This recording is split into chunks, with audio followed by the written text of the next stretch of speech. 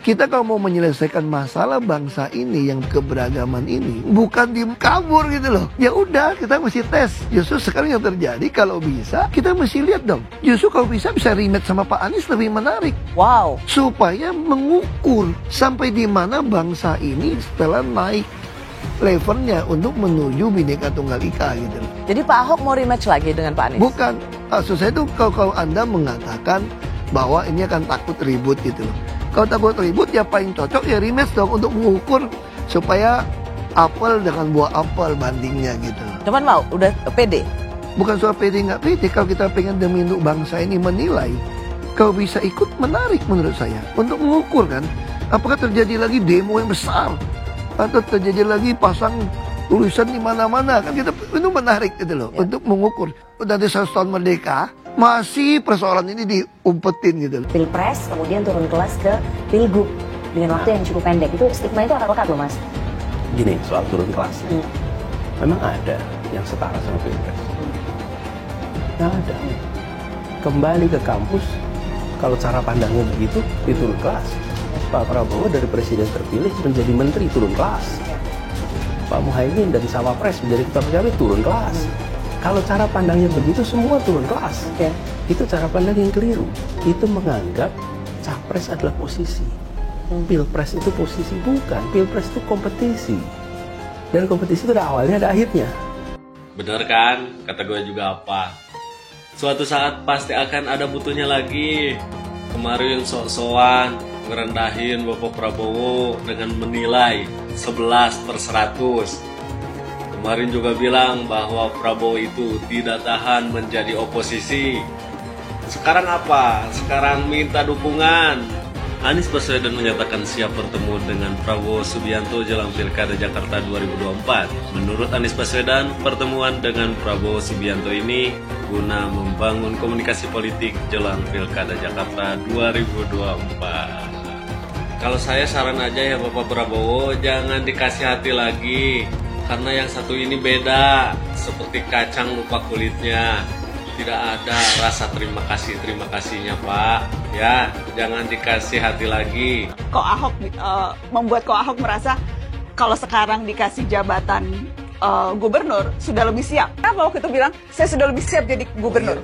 Anda pernah nggak kuliah S3 di Makobrimob? Ini jebolan Makobrimob, bos. Itu kok aku serius nanya, jebolan Makobrimob itu menurut Ahok menaikkan harga, bukan justru menurunkan. Saya nggak bicara harga. Kalau harga sebenarnya kekuasaan Tuhan kasih orang miliki. Yang saya maksud, Anda di dalam itu belajar menguasai diri. Karena yang paling penting pun, penguasaan diri itu melebihi orang yang menaklukkan kota.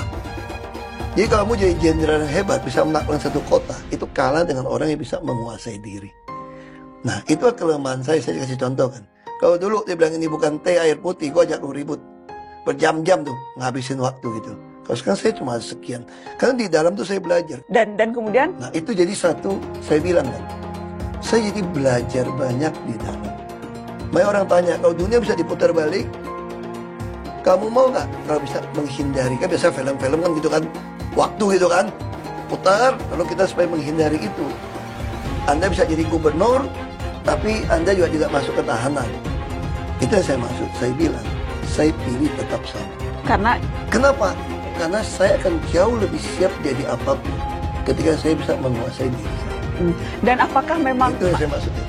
Dan ketika mengatakan itu berarti siap, kalau kita bicara konteks politik hari-hari ini, yang di depan mata kan pilkada serentak. Termasuk juga kesiapan untuk maju ke salah satu pilkada, apakah Jakarta atau apapun. Saya masih tetap politisi. Sebagai kader politik, di tugas manapun bisa. Tapi sebagai teman Ibu Mega, saya mesti bilang dong, Bu, saya nggak boleh gitu. Kalau saya berharap sih, memang Mas Anies biar gak ikut lah. Ribet gitu kalau ada Mas Anies. Nanti kalau kalah, teriak-teriak curang, ya. Kemudian nanti kalau kalah itu demo berjilid-jilid. Dan jika kalah nanti kemudian menyalahkan KPU, menyalahkan DKPP, menyalahkan Bawaslu, ya, menyalahkan Pak Jokowi, menyalahkan Pak Prabowo, dan ujung-ujungnya demo berjilid-jilid begitu. Ya. Kita punya rekam jejak Mas Anies di Jakarta itu kelihatan yang penting beda dengan pemerintah pusat. Ketika Mas Anies Baswedan menjadi gubernur DKJ 5 tahun mulai tahun 2017 sampai 2022, itu menunjukkan Mas Anies itu kelihatan balik loh. Yang penting itu beda pendapat dengan pemerintah pusat, dan ini tidak menguntungkan Indonesia, terutama adalah Jakarta. Apalagi kita punya pengalaman di tahun 2017 ketika Mas Anies menggunakan diksi rasis ya, yang mengatakan kemenangan Mas Anies di Jakarta adalah kemenangan pribumi. Dan pernyataan itu ya tentu ditujukan kepada Mas Ahok yang karena ini tidak menguntungkan bangsa dan negara. Siapapun calon presiden, calon wakil presiden, calon gubernur, wakil gubernur, meskipun latar belakangnya memang bukan dari pribumi, jikalau mereka sudah warga negara Indonesia maka kita anggap sebagai anak bangsa. Tetapi pernyataan Mas Anies yang kemudian mengatakan bahwa kemenangan Mas Anies di DKJ adalah kemenangan pribumi, ini seolah-olah Mas Anies mengatakan bahwa Mas Anies pribumi, kemudian Mas Ahok bukan pribumi. Saya contohkan Jawa Barat itu kosong Pak untuk guru pendidikan agama Kristen. Banten sampai hari ini gurunya semua yang agama Kristen itu Pak, semua volunteer tanpa gaji Pak. Satu daerah di Cianjur, daerah Kristen itu anak-anaknya 100%, hampir 90 sampai 100% Kristen. Tidak diizinkan guru agama yang beragama Kristen ataupun ASN beragama Kristen untuk mengajar. Jangan sampai gereja itu banyak mengalami persekusi, jangan sampai pendidikan juga begitu Pak. Seperti ada penahanan atau pembatasan di provinsi-provinsi tertentu. Saya kasih contoh Depok itu Pak. Depok sampai hari ini satu formasi pun tidak dimunculkan. Itu orang Batak banyak di sana Pak. Bekasi 1.500 formasi kemarin itu. Tidak satu pun orang Kristen Pak, guru agama Kristen Pak. Untuk formasi P3K itu domainnya pemerintah daerah, bukan Kementerian Agama lagi. Jadi untuk pengangkatan untuk formasi ini diajukan oleh BKD provinsi Pak, atau kota ataupun kabupaten. Nah, yang mempersulit BKD? Ya, kita tidak tahu siapa yang mempersulit, tapi yang jelas bahwa tidak dibuka formasinya. Banten itu Pak sampai hari ini Pak, itu hampir semua sekolah yang ada anak-anak Kristennya itu Pak, guru terpaksa dari luar datang volunteer tanpa gaji Pak. Minimal 15 anak dalam satu sekolah harus ada guru agama dengan sesuai dengan agamanya, berarti sudah wajib pemerintah menghadirkan guru. Permendiknasnya juga demikian, untuk menyampaikan kepada beberapa daerah atau provinsi ini, khususnya Jawa Barat, Banten, kemudian Jawa Timur, Jawa Tengah, kemudian Pekanbaru, dan beberapa daerah lagi, Padang. Dan kami berharap bahwa kehadiran pendidikan di Indonesia itu bagi semua golongan masyarakat, tidak boleh pandang bulu. Di Indonesia ini 10 tahun, 5 tahun terakhir ini Mbak, Kristenfobia dan sentimen anti-Kristen ini semakin parah. Sudah dalam kondisi yang sangat-sangat memprihatinkan. Ini aku punya data Mbak, sejak pasca Pilpres saja itu sudah terjadi ada 6 kasus. 6 kasus umat Kristen sedang ibadah dibubarin, gereja ditolak, dan berbagai macam bentuk persekusi yang menimpa kepada umat Kristen minoritas di negeri kita. Ini aku ada datanya biar diaspora Indonesia tahu. 8 Mei 2024 ada pembubaran doa di rumah perumahan Cireme Indah Grace. 16 April 2024 persekusi rumah doa di Pandeglang, Banten. 28 Maret 2024 pembubaran ibadah minggu dan pencopotan papan gereja GKII Semboja, Kalimantan Timur. 17 Maret 2024 pembubaran rumah doa di Sagabunar, Balaraja, Tangerang. Aku punya data sampai 2023, 2 tahun itu hampir setiap bulan Mbak. Hampir setiap bulan terjadi pembubaran ibadah minggu, penolakan gereja di seluruh daerah di Indonesia. Apa yang Mas melihat dalam hal ini supaya bisa dapat teratasi dengan baik? Ya, solusinya. Jadi Mbak Gali, kalau pemerintah melakukan pekerjaan dengan baik, kalau pemerintah menegakkan hukum dan menjaga hak azazi setiap warganya untuk beribadah, tidak perlu ada aktivis seperti saya. Saya ada karena pemerintah berarti they don't do their job. Mereka tidak melakukan pekerjaan mereka. Kalau memang pemerintah Indonesia tidak bisa dibuka matanya, mungkin saya mengadu ke pemerintah Amerika, mungkin pemerintah Amerika nanti yang buka mata sama telinga dan hati pemerintah Indonesia. Debatin omongan gua, Indonesia belum pantas boikot. Enggak, sebenarnya lu pada tahu nggak sih makna dari boikot itu apa? Boikot itu tindakan untuk tidak membeli, tidak menggunakan, tidak berurusan sebagai bentuk protes. Terus yang lagi lu pada lakuin ini apa, Bos?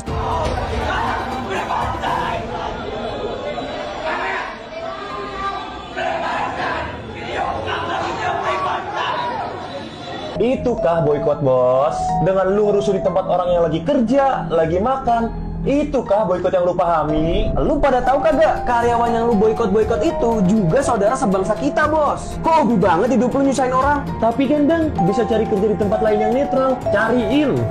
Coba cariin. Enteng bener kelakuan lu pada ya. Tahu nggak berapa banyak orang di Indonesia ini yang udah di PHK? Lu sampai mikir kagak kalau ada sesuatu yang harus mereka tanggung? Entah ibunya lagi sakit, anaknya butuh susu, harus bayar ini itu. Pada mikir sampai sana nggak lu? Minimal kalau lu pada nganggur, jangan ngajak orang yang lagi kerja jadi pengangguran juga dong. Lagian boikot kok nanggung-nanggung. Semua barang yang lu pakai no buatan Amerika.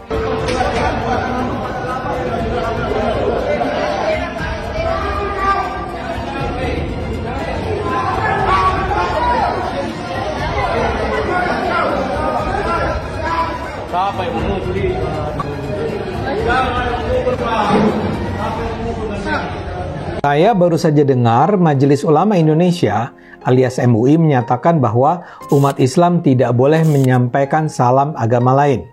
Dia bahkan menyebut mengucapkan selamat hari raya agama lain, menggunakan atribut hari raya agama lain, atau memaksakan untuk mengucapkan atau melakukan perayaan agama lain adalah hal yang terlarang dalam Islam. Buat saya keputusan Ijtima Ulama ini mencengangkan dan sangat memprihatinkan. Buat saya itu betul-betul pertanda, ya maaf ya, keterbelakangan. Kok kayak tidak ada persoalan lain yang lebih serius untuk didiskusikan ya? Misalnya saja, para ulama ini kan kita tunggu-tunggu pandangannya mengenai hal penting yang dihadapi bangsa. Misalnya saja, bolehkah umat Islam melarang pembangunan rumah ibadah agama lain?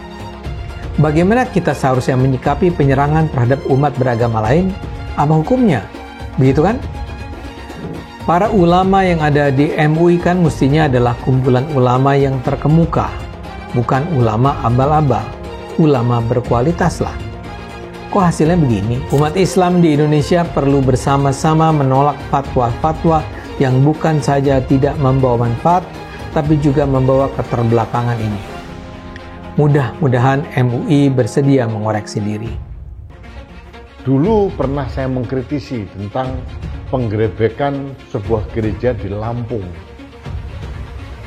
Sekarang muncul kembali. Kali ini hanya selemparan batu dari Jakarta, dari ibu kota negara. Tepatnya di Tangerang Selatan. Ini ceritanya sekelompok mahasiswa dari Universitas Pamulang yang beragama Katolik sedang melakukan doa rosario.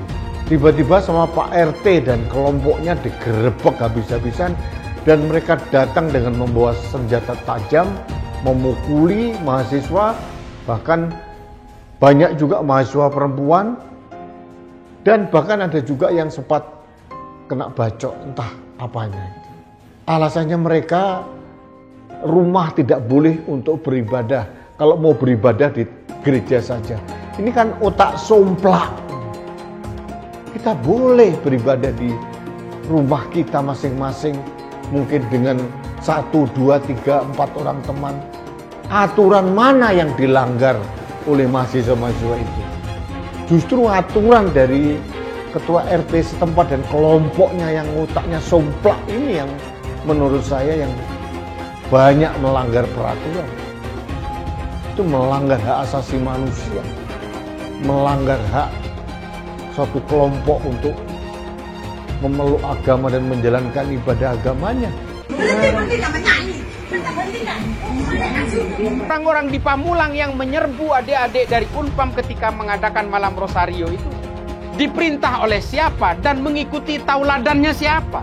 Kalau Nabi Muhammad sendiri tidak pernah melakukan itu. Pernahkah Rasulullah beserta para sahabat datang ke rumah warga yang non-muslim lalu kemudian mengancam mereka dengan pedang karena mereka berbeda agama dan melakukan ritual-ritual di rumahnya? Saya mau tanya, siapa yang pernah menemukan sejarah ini? Saya tantang sekarang. Silahkan sebut nama kitabnya. Silahkan sebut nama periwayatnya. Pernahkah Rasulullah melakukan itu? Maka kemudian saya betul-betul memprotes betapa konyolnya orang-orang yang menyerbu adik-adik dari Unpam ketika mengadakan malam rosario itu. Hanya karena dianggap sebagai ancaman, karena berbeda. Ini adalah efek dari ulama-ulama yang kadang-kadang menyerukan kebencian kepada pemeluk agama lain, menyerukan kebencian dan permusuhan kepada orang yang berbeda. Ini adalah ulama-ulama yang tidak wajib untuk diikuti, bahkan haram untuk diikuti. Ini hanya akan semakin membuat jelek wajah Islam dan syiar Islam. Saya dari Sampang Madura, demi Allah, saya tumpas itu semua. Seandainya bukan bulan puasa, polisi, saksikan saya orang Madura. Andai bukan bulan puasa, saya sembelih semuanya itu. Paham Madura? Saya bukannya tidak tahu yang ada di negara ini. Saya paham karena saya rakyat kecil. Di Madura cuma sampai karena saya bertekad berjuang teguh untuk memenangkan Anies Rashid Baswedan tanpa sombongan. Dan saya kesini ngongkos sendiri, saudara. Perjalanan 1 malam, 1 hari 1 malam. Ngongkos sendiri, beda dengan yang di sana. Indonesia tanpa Jokowi. Indonesia tanpa Jokowi. Indonesia tanpa Jokowi. Mengapa saya katakan demikian? Seorang Bapak Rias Rasyid, pengamat politik yang santun dan cerdas, sampai mengatakan untuk mendapatkan seorang dengan kepribadian yang tidak tahu malu sedemikian rupa dibutuhkan lebih dari 100 tahun. Bayangkan, dan Indonesia memilikinya. Sifat-sifat Fir'aun itu ada dalam dirinya, yaitu memecah belah dan mempertahankan kekuasaan dengan segala cara. Oleh karena itu, Bapak-bapak dan Ibu sekalian, saya ingin Anda semua kembali kuatkan tekad kita bahwa perjuangan ini harus mencapai tujuannya dan konstitusional. Oke? Gagal nyomot saksi, ngundang menteri. Akhirnya menteri bawa data, dijelasin semua. Bengong, kurang puas, ngundang lagi Jokowi. Terus aja biar sampai menang, ya kan? Jangan lupa ngundang Joe Biden sama Jinping ya, karena dia ikut ketemuan Pak Prabowo tuh. Undang semua di MK, Jinping sama Joe Biden ya. Habis itu lo undangin semua tuh jin-jin yang ada di laut. Biar lo pada menang. Jin yang ada di langit juga undangin ya. Jangan lupa. Bawa ke MK semua. Gua bilang pindah-pindah, ntar perahu lo bocor, nyesel lo. Kalau dikasih jalan itu, tinggal Anies dengan Caimin berani nggak? Jangan kamu mau enak aja, kamu jadi presiden kan ente, ya, wakil presiden ente. Kok kita suruh berkorban? Kita pasti mendukung, tapi nanti di depan dong. Nabi Muhammad tuh nyermin di depan, bukan dari belakang meja. Dengan perjuangan dia, kami bisa melawan kezaliman dan ketidakadilan oleh Jokowi Dodo. Maka perjuangan ini kami tidak akan pernah berhenti sampai nyawa dan darah saya pertaruhkan. Saya diberi nilai 11 dari 100. Itu nilai luar biasa. Pertama kali dalam hidup saya terima nilai itu.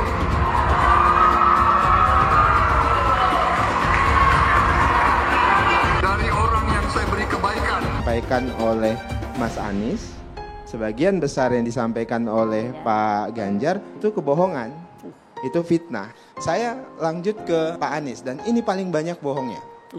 Ya, paling banyak bohongnya. Ini bengis sekali nih pernyataan, bengis dan jahat.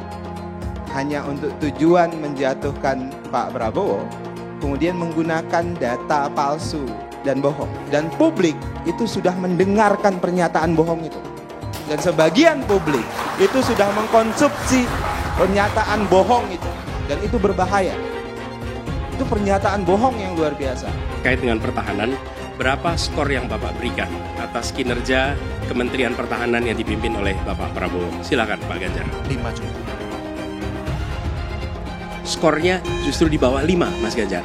Kalau 5 itu ketinggian, Pak Ganjar. Terima kasih, Pak Ganjar. Tadi gak usah takut. Disebut aja angkanya berapa gitu. Kayak saya gitu loh. Jangan di bawah 5, sebut aja berapa. 11, Mas. Dari 100. Mensyukuri kenapa kalah, kenapa ditahan. Saya bersyukur atas itu semua. Saya coba bayangkan ya, kalau seandainya waktu itu kita menang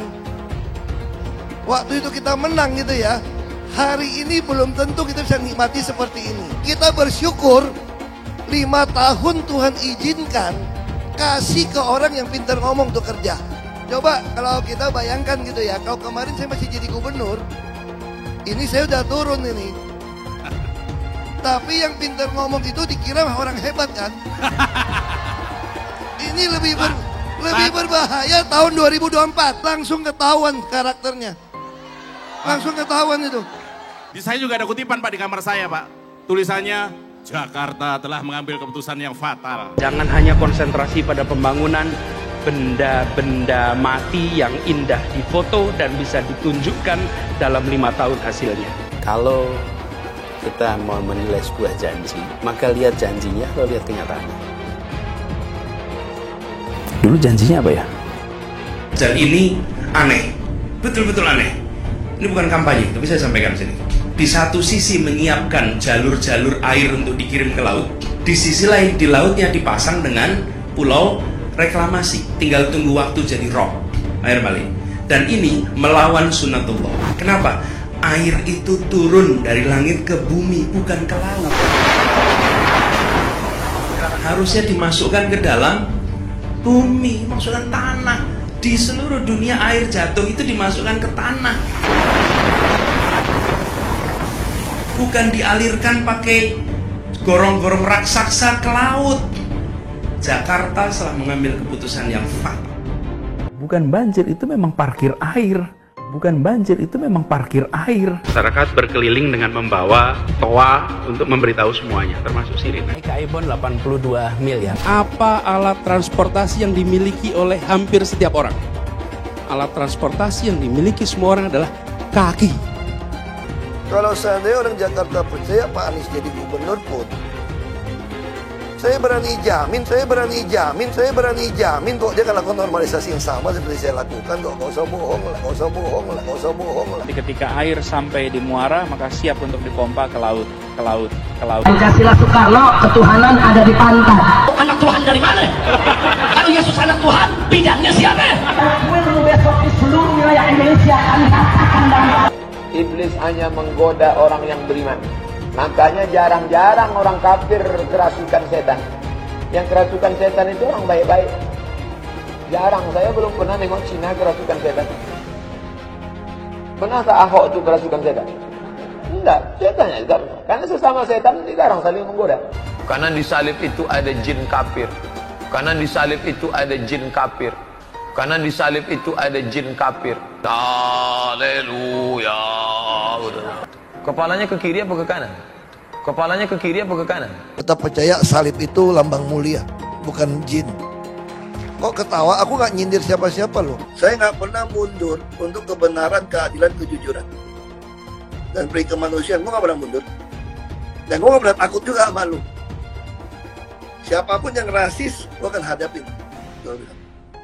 Karena rasis itu tidak berperi kemanusiaan. Sama saya ditanya dulu kan, kamu nyesel nggak statement kamu di Pulau Seribu sehingga mesti masuk penjara? Tidak pernah nyesel, karena saya mengatakan kebenaran. Hai teman-teman, tahun ini adalah tahun yang bagus untuk trading di market kripto, terutama Bitcoin dan kripto lainnya. Teman-teman bisa gunakan kesempatan ini untuk mencari cuan dengan trading di market kripto. Untuk trading, teman-teman cukup registrasi dengan menggunakan link di kolom deskripsi, lalu deposit, tentukan apa yang ingin kalian tradingkan, lalu tekan tombol buy. Sesimpel itu. Untuk minimal deposit, cuma Rp400.000 saja. Kita tidak dikenakan fee sama sekali. Saat ini lagi ada promo spesial. Welcome bonus buat kamu yang register dan deposit. Teman-teman akan dapatkan 100% dari jumlah deposit pertama. Contohnya teman-teman deposit 1 juta, maka akan menjadi 2 juta. Karena welcome bonus 100% dari jumlah depositnya. Jika ada pertanyaan, teman-teman bisa hubungi WhatsApp di kolom deskripsi. Saya juga mau mengajak teman-teman untuk bergabung di komunitas trading yang ada di kolom deskripsi. Di sana saya akan memberikan sinyal trading yang bisa teman-teman ikuti. Seperti biasa, kalau kamu suka dengan video ini, jangan lupa komen, klik like, dan subscribe. Jakarta, meskipun bukan lagi sebagai ibu kota, tetap seksi, terutama di mata para politikus. Itulah kenapa meski ibu kota negara sudah dipindah ke Kalimantan, para elit politik itu masih enggan untuk pindah dan berkantor di sana. Jadi kalau Prabowo atau Gibran harus pindah ke IKN, lah nanti siapa yang memberitakan gerak-gerik mereka supaya tetap tersorot oleh kamera? Bisa hilang dari radar calon pemilihnya kalau presiden dan wakil presiden terpilih itu jauh dari keramaian media. Media adalah infrastruktur penting untuk membangun pencitraan buat seorang politikus. Apalagi buat mereka yang ingin menjadi calon presiden dan calon wakil presiden di 2029 nanti. Banyak pengamat yang memprediksi kalau presiden dan wakil presiden yang terpilih masih tetap ingin berkantor di Jakarta. Selain secara infrastruktur, IKN itu belum siap. Dan ini yang paling penting, mayoritas perusahaan media, semua itu ada di Jakarta. Itulah kenapa Jakarta masih tetap seksi di mata para politikus, terutama buat mereka yang punya ambisi untuk menjadi calon presiden atau calon wakil presiden di periode mendatang. Dan panggung popularitas nanti bisa direbut oleh Gubernur Jakarta yang punya peluang lebih besar karena mereka ada di epicentrum media. Anies jelas mengincar posisi calon presiden di 2029 dan itu hanya bisa dia lakukan ketika dia menjadi gubernur Jakarta. Dan itulah kenapa Anies Baswedan berani turun pangkat dari calon presiden menjadi calon gubernur meski disoraki oleh banyak orang. Di mana dia nanti akan menari di panggung besar untuk tetap mempertahankan popularitasnya. Bahkan kalau perlu menaikkan namanya supaya lebih terkenal. Lawan Anies dalam akrobat politik itu cuman Ahok. Dua mantan lawan di Pilgub DKI 2017 ini tetap menjadi magnet yang kuat di dalam survei siapa yang layak untuk memimpin Jakarta. Kalau masalah akrobat politik supaya terus dibicarakan orang, Anies ini masih jagonya. Ada aja ulahnya yang bikin orang terus membicarakannya sehingga nama dia semakin lama semakin menancap di benak banyak orang. PDI Perjuangan yang hanya punya 15 kursi sekarang harus mencari partai koalisi minimal totalnya 6 kursi supaya bisa mencalonkan. Kalau mereka nggak dapat koalisi, ya mau nggak mau harus bergabung dengan partai lain yang lebih kuat koalisinya. Anies sementara ini didukung oleh 3 partai untuk maju menjadi calon gubernur di Jakarta, yaitu PKS, PKB, dan Nasdem. Sedangkan Ahok yang berasal dari PDI Perjuangan, kalaupun dia akhirnya maju, partainya harus berkoalisi dengan partai lain. Karena suara PDI Perjuangan yang turun atau anjlok di Jakarta itu nggak cukup. Tetapi dalam mencari koalisi biasanya nih, PDI Perjuangan itu sudah handal. Tinggal kita harus menunggu kejutan-kejutan pasangan calon yang akan diumumkan PDI Perjuangan beserta partai koalisinya. Beberapa lembaga survei sudah menghitung bahwa nama Anies dan Ahok tetap kuat khusus untuk DKI Jakarta. Mungkin ini akibat perseteruan lama mereka sehingga orang ingin terjadi duel El Clasico di antara mereka. Tadinya sih ada rencana Kaesang, putra bungsu Jokowi, akan ikut bertanding di Jakarta. Tetapi sesudah disurvei, cuman dapat 1% doang. Dan akhirnya melipirlah ke Jawa Tengah karena di sana peluangnya Kaesang mungkin lebih besar. Tapi dari peta popularitas, 3 nama itulah yang sedang dibicarakan sekarang, yaitu Anies, Ahok, dan Ridwan Kamil. Belum ada calon lain yang secara popularitas itu menyaingi mereka bertiga. Sedangkan Golkar untuk di Jakarta kemungkinan akan mencalonkan Ridwan Kamil. Karena nama Ridwan Kamil juga terus menguat.